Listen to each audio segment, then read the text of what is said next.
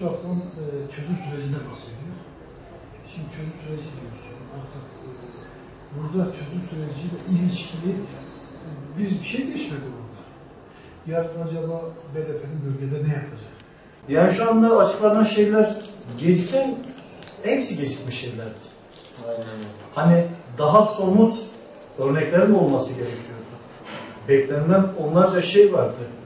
Ana diller eğitiminden tutun da barajın düşürülmesine kadar, tutuklulara kadar, Evet. başörtülü kadınlarımızın girebilmesi, kamu kurum kuruluşlarına girebilmesine kadar, anayasada o Türk cümlesinin çıkarılıp Türkiye yani girmesine kadar. Yani Nihat abinin tespitine orada katılıyorum. Sanki Başbakan Doğu ve Güneydoğu'yu bıraktı. BDP bu senin, burası sana ait. BDP sen bunu al, yarınlarda sana Evet. demokrat özellik Evet. hakkı da kazandırırız.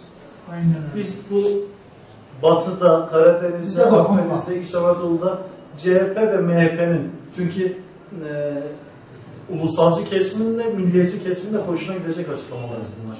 Yine pratikte hiç kimseye yaramayan bir açıklamaydı.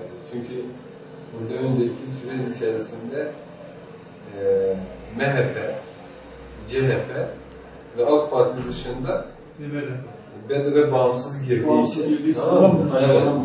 Yani %3 barajını aşan siyasi parti hiç yok. %1, %2 oranlarında.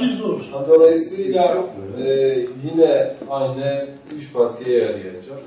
BDP zaten bağımsız olarak girdiği zorunda. Evet. Yani sonuç itibariyle böyle iç siyasi bir açıklama, siyasi tutuklular için herhangi hiçbir adım atılmadı. Sır bir döngüde döndü dolaştı.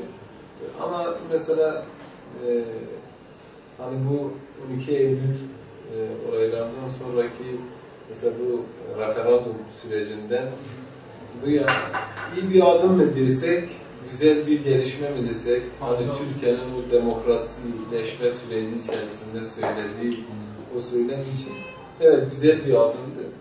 Ama beklentileri karşılamıyor. Kısır bir döngüde dönen bir adımdı.